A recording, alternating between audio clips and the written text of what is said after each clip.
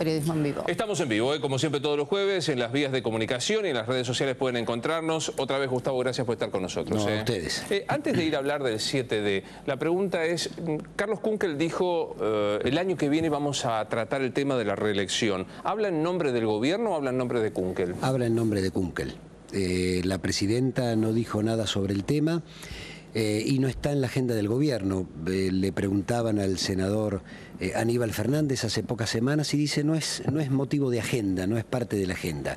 La verdad que estamos ocupados y preocupados, pero ocupados básicamente en la gestión de gobierno. Desde que comenzó el segundo mandato de la presidenta de la Nación, se produjeron hechos muy importantes como la restatización de una parte de Repsol a través del 51% de las acciones con YPF, el plan Procrear, ya se sortearon y se dieron créditos por más de 50.000 o para más de 50.000 viviendas, el tema del Código Civil y Código Comercial, la unificación de los códigos, el Código Penal, digo, temas sustanciales. Ahora el Senado, el voto el voto joven, el voto a los 16 años, así que me parece que esos son los grandes temas en los que está el gobierno. ¿No está en la agenda la reelección por ahora? No, no está en la agenda la reelección, digo, así que, digamos, nosotros tenemos mandato constitucional, o la presidenta de la Nación, hasta el 10 de diciembre de 2015, y lo más importante que tiene que hacer es seguir trabajando para transformar la Argentina en un momento de crisis mundial y en un momento donde las transformaciones de América Latina, porque esto es América Latina en su conjunto, necesitan de políticas coordinadas entre los distintos países. Entonces hay que seguir trabajando en esto. A mí me parece que es agenda de la oposición, la reelección. ¿Y no es agenda también del gobierno, aunque no oficialmente, porque es un proyecto político, empezó con Néstor Kirchner, siguió con la presidenta de la Nación y todavía no hay un sucesor? Y seguirá con quien tenga que seguir, es muy temprano, es muy temprano para hablar de sucesores, para hablar de lo que va a pasar. Primero hay que ganar la elección del 2013 y para ganar la elección del 2013 hay que gobernar bien hasta el 2013. Entonces me parece que es un tema interesante, que hay algunos que están proponiendo, sin hablar de reelección, de reforma de la Constitución Nacional para incorporar las reformas que se han producido en estos últimos años en la política argentina y latinoamericana. Me parece que ese es un buen tema de debate académico y que vale la pena darlo, pero no está en la agenda de la reelección. Para terminar de mi parte, al menos con la reelección, la reelección de Lorenzetti al frente de la Corte, ¿les hace ruido? No, digo, primero, es legal, está dentro de las normas y después es una decisión de la Corte.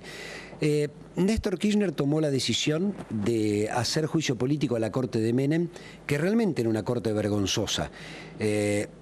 Más de 100 periodistas habían sido condenados por calumnias e injurias durante el gobierno de Menem porque hacían investigaciones, eran condenados en una instancia, a lo mejor absueltos en otra, pero llegaban a la Corte y terminaban siendo condenados. El caso Kimmel permitió cambiar la historia. Cuando se decide cambiar la Corte, poner a gente insospechada de parcialidad, porque todos están insospechados de parcialidad. Algunos pueden simpatizar más y otros menos con la línea ideológica argentina y latinoamericana, pero todos son grandes juristas, Carmen Argibay, Zaffaroni, Hayton de Lonasco, bueno, los que vienen, Petracchi, Fait, el propio Lorenzetti. Entonces digo, elegimos este rumbo. Y entonces si la Corte decidió estas autoridades, la Corte decidió de estas autoridades. ¿Y cómo le cayeron las declaraciones justamente del presidente de la Corte hablando de esto del Poder Judicial en función de supuestas presiones que existirían, tema Consejo de la Magistratura, ley de medios? Yo no creo que se haya referido a presiones. Digo, a veces es como la Iglesia, ¿no? El Poder Judicial. Dan unas declaraciones y se puede interpretar para cualquier lado. Yo me quedo con la conferencia de prensa que hoy dieron los diputados y los senadores, donde estaban el tercero y cuarto en sucesión presidencial, es decir, la presidenta provisional del Senado y el presidente de la Cámara de Diputados, con un hecho para mí de gravedad institucional, que es lo que pasó en el Consejo de la Magistratura. Y me quedo con las declaraciones de Marcelo Fuentes, que dijo, si esto es una presión, se ha cumplido la ley. En realidad, puede haber un juego de presiones hasta institucionales, pero lo que sucedió con la Cámara Comercial o Civil y Comercial Federal de la Capital Federal, que designaba a dedo los jueces sospechadamente en favor de un grupo, en lugar de seguir el artículo primero de la ley que dice que el juez subrogante, hasta que no haya juez definitivo, es el que le sigue el número, es decir, el subrogante del juzgado 1 es el juzgado 2, el del 2 es el 3. Bueno, me parece que esto es lo importante. Nosotros lo que queremos es que se cumpla la ley. Ahora, elegimos Gustavo, una corte insospechada de parcialidad. Bueno, es la corte que tenemos y la corte que queremos. Ahora digo, ¿por qué esta obsesión? Supongamos que usted tiene razón, que hay un intento de obstaculizar el cumplimiento de la ley por Es parte lo que de la creemos, Cámara. es lo que creemos. Supongamos que le doy la razón. ¿Por qué esta obsesión de mirar esa parte de la justicia y no mirar otra parte también muy sospechada? Digo, los juzgados de primera instancia de la capital federal, Ollarvide, Bonadío, que de hecho han sido salvados en juicios políticos por el kirchnerismo. No necesariamente por el kirchnerismo. El juicio político de Ollarvide, el único que tuvo, Ollarvide tuvo un solo juicio político, no gobernaba los Kirchner. otros no se abrieron, ¿eh? ¿Qué? Los otros no se No, permitieron. pero digo, el Consejo con el voto de Ana Conti no permitió la apertura. No gobernaba Kirchner. Pero no permitieron la apertura, digo, de la acusación. Pero porque serán acusaciones infundadas. Digo, el Consejo de la Magistratura tiene facultades suficientes. Los juzgados federales, bueno, ahora por suerte se han completado los 4 juzgados federales que estaban vacantes. Obviamente que tienen causas muy delicadas los jueces federales. De hecho, cuando yo estaba en el Confer hice una denuncia junto con Rafael Bielsa, que era el síndico general de la Nación, porque sospechábamos, y le hizo a la Cámara de Diputados también, porque sospechábamos de o evasión fiscal o lavado de dinero en compra de medios. Bueno, Bonadío la archivó en el año 2005 y la archivó en el año 2005, qué sé yo, no habrá encontrado elementos, no le habrá parecido, pero bueno, el Ejecutivo y el Legislativo denunciaron un hecho y el Judicial lo cerró y dijo, para mí no hay nada. ¿No tiene objeciones en la justicia federal, en los jueces federales? A mí no me, digamos, en mi función de gobierno no me toca a mí ese rol, le toca en todo caso al ministro de Justicia. Sí, no me gustan las actitudes personales de algunos jueces, porque creo que, y es una opinión estrictamente personal y de formación de abogado, yo tendría otra conducta personal pública que la que tienen algunos jueces. Digo personal pública, no la vida privada, digo personal pública. Que cuando fue a tocar con la Mona Jiménez, digo, no le hace bien a la justicia.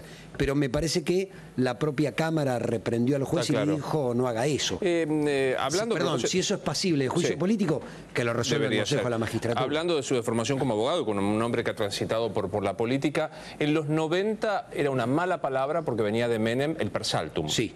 Hoy parece que es una buena palabra. No es una buena palabra el per saltum, pero yo estoy de acuerdo.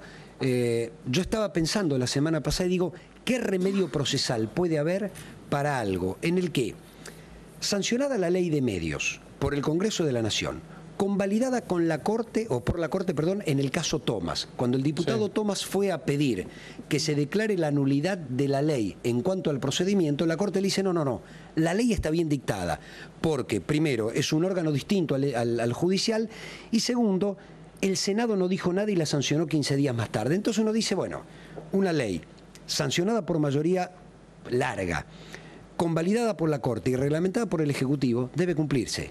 Si no se cumple, hay una especie de subversión del orden constitucional por parte de un grupo que tiene derecho a pedir la inconstitucionalidad y el amparo, ojo, tiene derecho a hacerlo, pero que si uno mira el expediente, su estrategia judicial fue demorar la resolución sine die, es decir, que nunca se resuelva el amparo porque no queremos llegar al fondo de la cuestión. ¿Me permite una comparación muy extrema? Sí. Es la misma estrategia que tiene el gobierno para dilatarle a los jubilados el pago de lo que les corresponde. Digo, ¿por qué este apuro por el cumplimiento de una ley sancionada con mayorías? Porque es una ley fundamental que tiene que ver... ¿Y no es fundamental que un jubilado cobre lo que tiene que cobrar? Digo, porque, digamos, el ANSES, y hoy lo dice Diego Bocio, sigue apelando, sabiendo que va a perder. Digo, es un modo de dilatar igual que el de este grupo económico. Voy a decir dos cosas. Primero, nosotros no estamos dilatando un amparo. Digamos, cuando aquí, digamos, este gobierno no solo aumentó en 600, 700% de las jubilaciones, sino que propuso la ley de movilidad jubilatoria. 1.900 pesos. No, correcto. Y contra 140 durante 10 años y medio de Menem y 13% menos en el gobierno de la Alianza. Se acaban de sacar 40 pesos del PAMI. Pero digo, desde ahí fue el que más dio y el que más jubiló en los últimos 30 años de la Argentina. Digo, para comparar, porque si nosotros nos comparamos con Suiza es una cosa. Ahora, si nos comparamos con los periodos históricos de la Argentina, uno toma los últimos 30 o 40 años y es la mejor situación, lamentablemente, de los jubilados. Ahora, cuando el único veto que hizo la presidenta, que fue el 82% móvil contra 107 de Macri, el único veto dijo, ojalá pudiéramos, pero todavía no se puede. Entonces, ¿por qué el ANSES en algunos casos sigue apelando, en otros no por cuestión de edad? Porque no podría, primero, sigue cumpliendo la ley, porque los fallos de la Corte son para un único caso, digo, no es un caso general. Si tuviera con qué, no haría esto. Como no tiene con qué, se aviene estrictamente a la ley y a lo que puede pagar. Y en determinados casos, después de determinada edad, no apela. Vuelvo al tema de la ley de medios. Hay una ley que hay que cumplir. Digo, no hay por qué no cumplirla.